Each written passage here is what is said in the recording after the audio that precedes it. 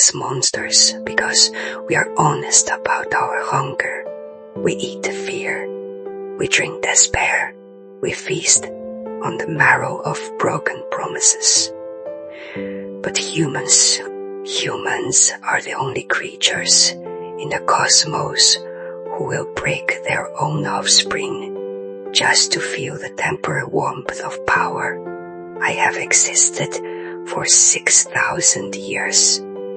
I have seen empires burn and stars collapse, but I have never seen anything as desolate as the eyes of a 9-year-old girl sitting on a park bench in the rain, eating a sandwich she stole from a trash can.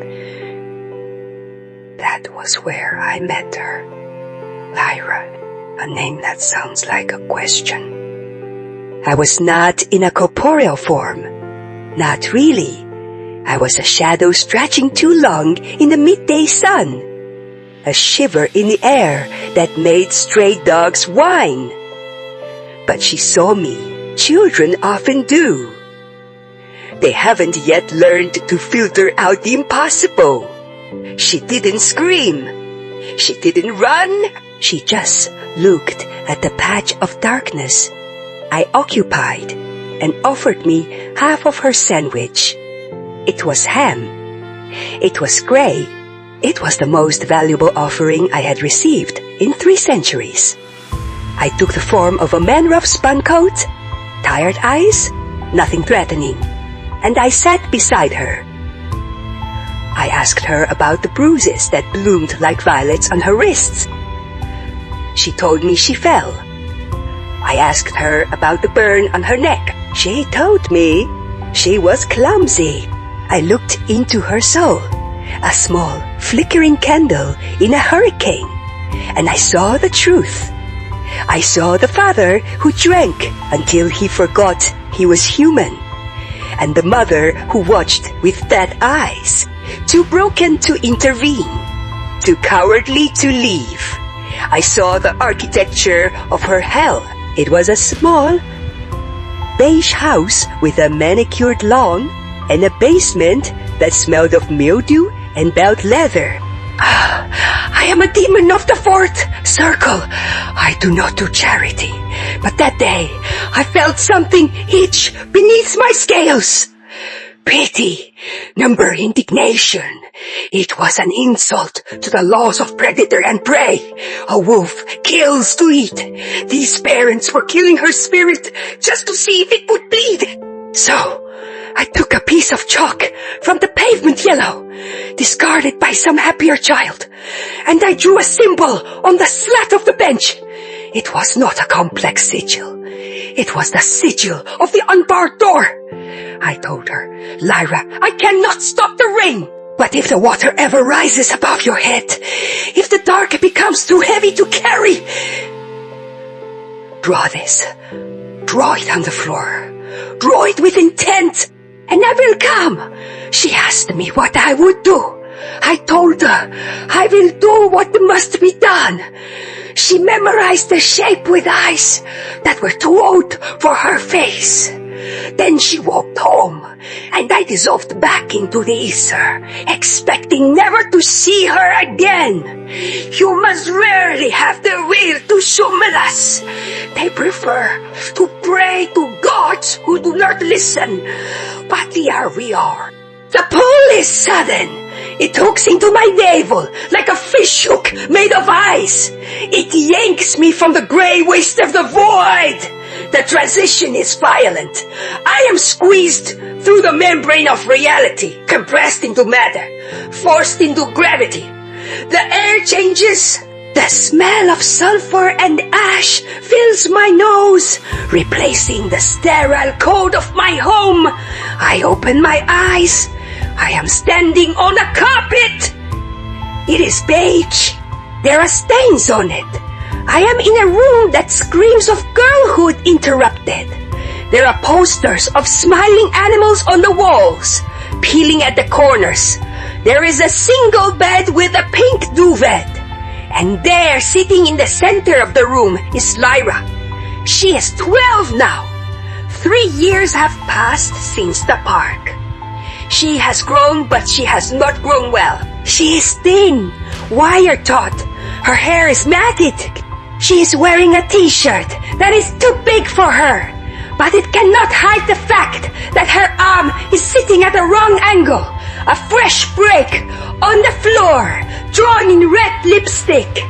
The only pigment she had is the symbol. It is shaky, crude, but it is closed. The circuit is complete. You came, she whispers. Her voice is a roue. It sounds like leaves dragging over dry concrete. I step forward. My form is terrifying now. I have not bothered with the human disguise. I have 7 feet of obsidian shadow and burning geometric light. My horns scrape the popcorn ceiling. The temperature in the room drops 30 degrees. Frost pattern spiderweb across the window pane.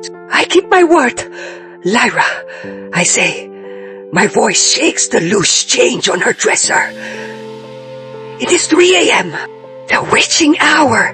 You have called the storm. I look at her arm. I can smell the adrenaline and the old, coppery tang of fear. I can hear the heavy breathing from the room down the hall. The monsters are sleeping. Did he do that? I ask, gesturing to her arm. She nods. She doesn't look at the injury. She looks at me. There is no fear in her eyes anymore. That is the tragedy. She has used up all her fear on her father. She has none left for a demon. Why now? I ask. You endured for 3 years.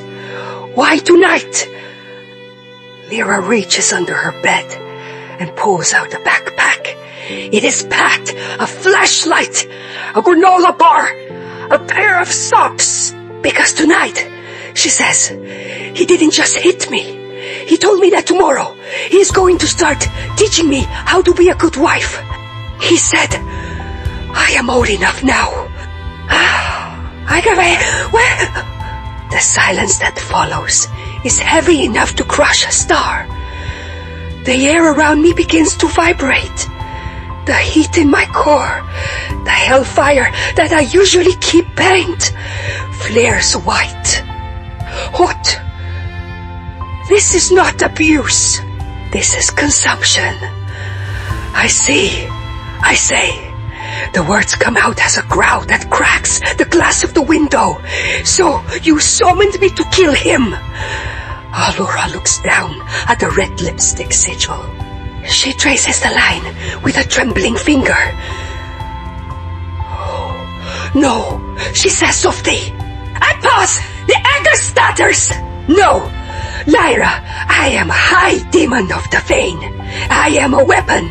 You do not summon a nuclear bomb to ask for a hug. You summoned me. You paid the blood price. I see the cut on your thumb. You want them dead. Admit it. She looks up. Tears are finally spilling over, cutting clean tracks through the dirt on her face. If you kill them, she says, the police come. They take me. They put me in a home, maybe a bad home. Maybe I get split up from myself. I don't want to be the girl whose parents were murdered by a monster. I want to leave. But the door is locked. He nailed the window shut. I look at the window. Indeed, 4-inch nails have been driven into the frame. A prison. You summoned the demon, I say, slowly, trying to understand the absurd, beautiful logic of this child. To help you pick a lock. I summoned you, she says. Standing up, she is so small. Because you were the only person who ever looked at me and didn't ask me to pretend I was okay. I don't want you to kill them, Malphas. I want you to scare them. I want you to scare them so bad that they never ever come looking for me. And then I want you to get me out. I stare at her. The audacity, the sheer blinding hope. She doesn't want revenge. She wants freedom. She is better than I am. She is better than any creature I have met in the dark. Very well, I say. I extend a hand. It is a claw comprised of smoke and cooling magma. Take your bag. She shoulders the backpack. She winces as the strap hits her broken arm, but she doesn't make a sound. She takes my hand. Her skin is cold. My skin is burning, but she holds on. Wait here, I command. I dissolve the door to her bedroom. I don't open it. I simply unmake the wood. It turns to dust and drifts to the floor. I step into the hallway. The house is silent, sleeping the sleep of the wicked. I walk to the master bedroom. The door is ajar. I push it open. The smell of stale bourbon and sweat is thick here. The father is snoring. A jagged, wet sound. The mother is curled up in a ball on the edge of the mattress. Awake, staring at the wall. I do not kill them. Death is too quick. Death is a release. Instead, I step into the room and I let the glamour fall. I let the full weight of my presence fill the space. The mother turns. Her eyes widen. She tries to scream. But the air has turned to vacuum. I am 9 feet tall now. My eyes are burning wheels of geometry. I open my mouth, and the sound of 1,000 screaming souls fills the room, but only in their heads. I do not touch them. I simply lean down. My face inches from the father's sweating, trembling face. Listen closely, I whisper. My voice sounds like tectonic plates grinding together. The girl is mine. She has always been mine. I let you keep her, to test you. You failed. The father is shaking so hard the bed frame rattles. He is weeping, sobbing, like the child he forced Lyra to be. If you look for her, I hiss, I will return. If you speak her name, I will return. If you even think about her in the quiet moments before sleep takes you, I will be there. I will be and another Zantio word. I will be in the reflection of your mirror. I will be the shadow in the corner of your eye that never quite goes away. Do you understand? He nods. He nods so fast, I think his neck will snap. Good. I turn to the mother. She is weeping silently. You saw the fire and did not bring water. You are the ashes. Live with that. I turn and leave. I leave the door open. I leave the smell of brimstone and absolute terror in the fabric of the curtains. I return to Lyra's room. She is standing by the window, waiting. Is it done? She asks. The glass shatters outward, turning into a cloud of diamond dust that sparkles in the moonlight. The nails rust and disintegrate in seconds. The wood rots and falls away, leaving a wide open aperture to the night air. Come, I say. We step out onto the roof. The air is cool. It is 3:15 a.m. The world is quiet. Where do we go? She asks. She looks up at me. She is still holding my hand. I cannot keep you, I say gently. I am a creature of the void. My world would burn you. I don't have anywhere else, she says. I look at the streetlights buzzing below. I know a place. There is a convent 2 towns over, not the religious kind, but a sanctuary for the lost, run by women who know the shape of bruised wrists. I know them because I have watched them from the shadows. They are fierce. They are safe. I will take you to a sanctuary, I say. But first, I kneel down. I am still a monster, but I try to make myself smaller. Your arm. I touch her broken arm. I channel the energy of the void, not to destroy, But to knit, it is a painful magic. Hot and sharp, she gasps. Biting her lip, the bone snaps back into place. The bruise fades, turning from purple to yellow, to nothing. It will be sore, I say, but it will heal. She looks at her arm, then she throws her arms around my neck. It is awkward. I am made of smoke and fear, and she is a child. But for a moment, the contact grounds me.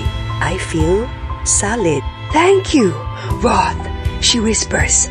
She uses my true name. I never told her my true name. I pull back, surprised. How do you know that name? She smiles. It is a sad smile, but it is real. I heard it, she says, when you were yelling at them. The shadows told me. I stare at her. The shadows told her. Of course, she didn't just summon me because she was desperate. She summoned me because she has the spark. She is a witch, a latent, untrained, battered little witch. That is why the parents feared her. That is why they tried to break her. They were trying to break the magic out of her before she learned, I say, a new respect entering my voice. The place I am taking you, they can teach you not just math and reading. They can teach you this. I wave my hand and a small flame dances on my fingertip. Her eyes widen. Magic. Power. I correct. The power to ensure that no one ever nails your window shut again. I pick her up. She's light. Too light. I wrap my shadow around her, like a cloak, to hide her from the prying eyes of the street lights. We launch from the roof, soaring into the night sky. We fly over the sleeping suburbs, over the factories, over the silent rivers. For the first time in 6,000 years, I am not hunting. I am not eating. I am protecting. We land at the gates of the sanctuary an hour later. I set her down. I watch as she rings the bell. I watch as the heavy oak door opens and the woman with kind eyes and the lantern steps out. I watch the recognition on the woman's face. She sees the survivor in Lyra. Lyra turns back to the darkness where I am hiding. She waves a small, tentative wave. Goodbye, Roth, she whispers. I do not wave back. We do not wave, but I flare my aura, a brief pose of warm, amber light, just enough for her to see. She goes inside. The door closes. The lock clicks. It is a sound of safety. I stand there for a long time. The sun is beginning to crest the horizon, turning the sky the color of a bruised plum. I should go. The sunlight weakens me. The void is calling. But I stay for one more minute guarding the door. They call us monsters, and perhaps we are. But tonight, the only monsters I saw, and the only angel, was a girl with a broken arm and a piece of red lipstick. I dissolve into the morning mist, leaving the world of man behind. But I leave a small piece of myself there. A shadow stitched to the hem of Lyra's shadow, just in case she ever needs the chalk again.